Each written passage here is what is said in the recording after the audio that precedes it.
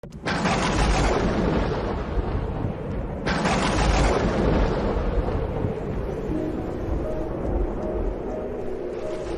Seigneur soit avec vous. Et avec votre esprit. Évangile de Jésus-Christ selon Saint Jean. Gloire à toi, Seigneur. L'un des 12, Thomas, appelé Didyme, c'est-à-dire jumeau, n'était pas avec eux quand Jésus était venu. Les autres disciples lui disaient: « Nous avons vu le Seigneur. » Mais il leur déclara: « Si je ne vois pas dans ses mains la marque des clous, si je ne mets pas mon doigt dans la marque des clous, si je ne mets pas la main dans son côté, non, je ne croirai pas. » 8 jours plus tard, les disciples se trouvaient de nouveau dans la maison et Thomas était avec eux. Jésus vient, alors que les portes étaient verrouillées, et il était là au milieu d'eux. Il dit: « La paix soit avec vous. » Puis il dit à Thomas: « Avance ton doigt ici et vois mes mains. Avance ta main et mets-la dans mon côté. Cesse d'être incrédule, sois croyant. » Alors Thomas lui dit: « Mon Seigneur et mon Dieu. » Jésus lui dit: « Parce que tu m'as vu, tu crois. Heureux ceux qui croient sans avoir vu. » Acclamons la parole de Dieu. Louange à toi, Seigneur Jésus. Après 2000 ans d'histoire du christianisme, il est très facile pour nous de proclamer la divinité du Christ. Il est, j'ai dit très facile, mais je voudrais dire relativement facile, parce qu'il y a beaucoup de catholiques, beaucoup de croyants qui ne croient pas en la divinité du Christ. Mais il est relativement facile pour nous, après 2000 ans d'histoire, de proclamer, de professer notre foi en la divinité du Christ. Mais ce n'était pas le cas pour les apôtres. Ils voyaient en Jésus un envoyé de Dieu, un homme capable de faire de grands miracles, des choses extraordinaires. Moïse aussi avait fait des miracles, les prophètes aussi. Le fait des miracles ne signifiait pas que Jésus était Dieu, parce qu'avant lui, et même pendant son temps, il y avait des personnes qui faisaient des miracles. Cela signifie que Dieu était avec lui. Le fait des miracles voulait dire que Dieu accompagnait la personne qui faisait le miracle, que Dieu soutenait cette personne. Mais avant Jésus, tous ceux qui faisaient ces miracles n'avaient pas la prétention d'être Dieu. La prétention de Jésus n'était donc pas celle de Moïse ni celle des prophètes. Aucun prophète ni Moïse ne s'était présenté comme Dieu. Jésus se présente comme Dieu. Il est Dieu. Et il le fait de manière claire. Jésus-Christ, Dieu, est accepté par certaines personnes durant son règne, par très peu de personnes. Et le fait de la divinité du Christ est un paradoxe dans les têtes et dans les cœurs de ces Juifs. Le monothéisme choque avec l'idée d'un Dieu avec 3 personnes, un Dieu un, unique, mais trine, 3. C'est pourquoi pour les apôtres, c'était difficile de comprendre que Dieu non seulement pouvait se faire chair, mais que Dieu avait 3 personnes distinctes dans son unique divinité. Il était difficile pour ces personnes de le comprendre. Et parfois nous pouvons dire: « Oui, Thomas, incrédule ». Mais ce n'était pas si facile de voir une personne qui, c'est vrai, faisait des miracles, faisait des choses extraordinaires. Mais croire que cette personne était Dieu n'était pas la chose facile. Il a fallu la venue de l'Esprit Saint pour que ces apôtres comprennent. Jésus est Dieu. Cette proclamation de Thomas est explicite. Il dit « Mon Seigneur et mon Dieu ». Après avoir douté de la résurrection, Thomas professe la divinité du Christ. « Mon Seigneur et mon Dieu, tu es mon Dieu ». Extraordinaire. C'est le grand progrès de la foi chrétienne. Le Christ est Dieu. Le bon larron sur la croix, quelques jours avant, avait déjà professé le Christ comme Dieu en défendant notre Seigneur contre le mauvais larron. Il dit au mauvais larron, tu n'as donc aucune crainte de Dieu en défendant le Christ.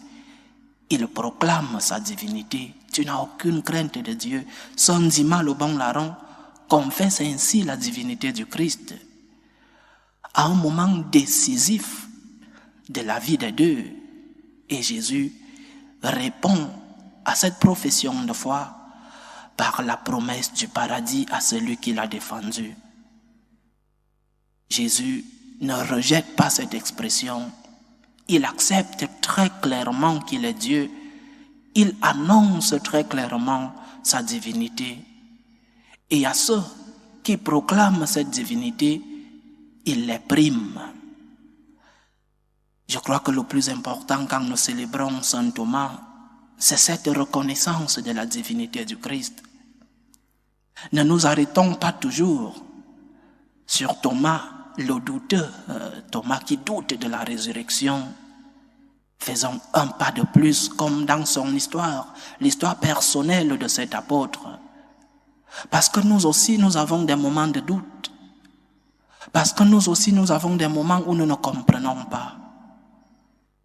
Parce que nous aussi, nous demandons au Seigneur, où es-tu? Pourquoi m'as-tu abandonné? Mais nous ne nous arrêtons pas là. Nous faisons un pas en plus. Et le pas, c'est celui de reconnaître que Dieu est mystère et que nous ne pouvons pas le comprendre dans son entièreté. Saint Augustin disait, si tu le comprends, il n'est pas Dieu. On ne peut pas comprendre Dieu dans son entièreté. Alors ne nous arrêtons pas toujours sur ce Thomas qui doute de la résurrection. Allons un peu plus loin à ce Thomas qui professe la divinité du Christ, qui reconnaît que le Christ est Dieu. Tout le monde savait que le Christ était un vrai homme et d'autres hérésies sont nées après qui disaient que le Christ était un symbole, il n'était pas un vrai homme. Mais les apôtres qui ont vécu avec le Christ, qui ont mangé avec lui, qui l'ont embrassé, qui l'ont vu parfois fâché, souvenons-nous de l'histoire des commerçants au temple. Non? Ces personnes savaient que Jésus était un vrai homme. Le plus difficile, c'était reconnaître et professer la divinité du Christ. Donc, chers frères et sœurs, le Christ nous a enseigné qu'il est Dieu. Les apôtres l'ont reconnu et l'ont professé. Et nous aussi, nous devons chaque jour renouveler notre foi, non seulement en l'humanité du Christ, né de la Vierge Marie, mais aussi en sa divinité. Le Christ est Dieu. Mais cette confession de la divinité du Christ n'est pas seulement intellectuelle, elle a des conséquences fondamentales.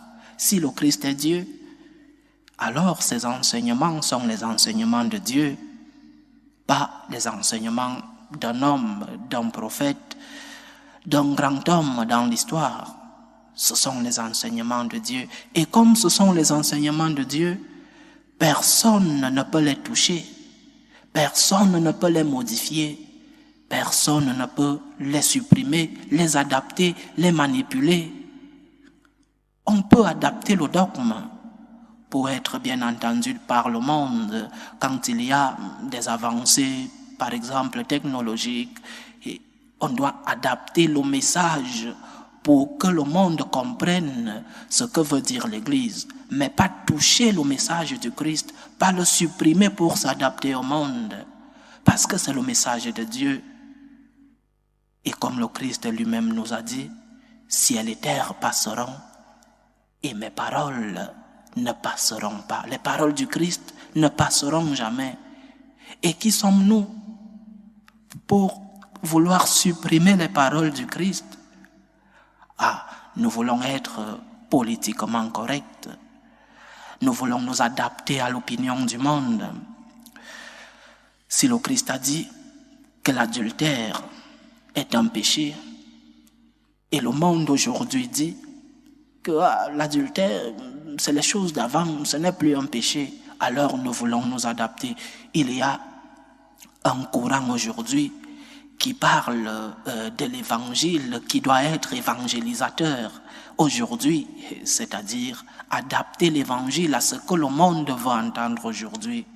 Comme le monde dit que le divorce est légal et normal, alors nous devons adapter le message du Christ à ce que dit la majorité, à ce que dit l'opinion.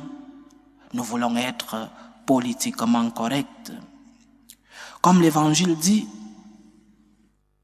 qu'il y a le ciel et l'enfer, et que le monde ne croit en rien de cela, ni en la vie éternelle, alors nous devons adapter notre message. Il faut rendre l'Évangile évangélisateur. Aujourd'hui, nous sommes en train de détruire le message du Christ. Nous voulons adapter le message du Christ au monde. C'est le monde qui doit s'adapter au message de Dieu, pas le contraire, pas l'inverse. Parce que c'est le message de Dieu, parce que le message de Dieu, l'enseignement de Dieu est éternel. Donc, en célébrant cet apôtre Saint Thomas, nous devons apprendre deux choses. La première, ne nous arrêtons pas sur le doute de Thomas, faisons un pas, professons la divinité du Christ. Et après, comme le Christ est Dieu, la conséquence c'est que son message est un message de Dieu et que nous ne pouvons pas l'adapter au monde, nous ne pouvons pas l'adapter à l'opinion pour être politiquement correct. Que le Seigneur nous aide parce qu'il est Dieu, qu'il nous protège, qu'il nous aide à être fidèles à sa parole, fidèles à son enseignement, qu'il aide son Église qui est apostolique, qu'il aide à être fidèle à son message, ne pas l'adapter à l'opinion du monde. Loué soit Jésus-Christ. À jamais.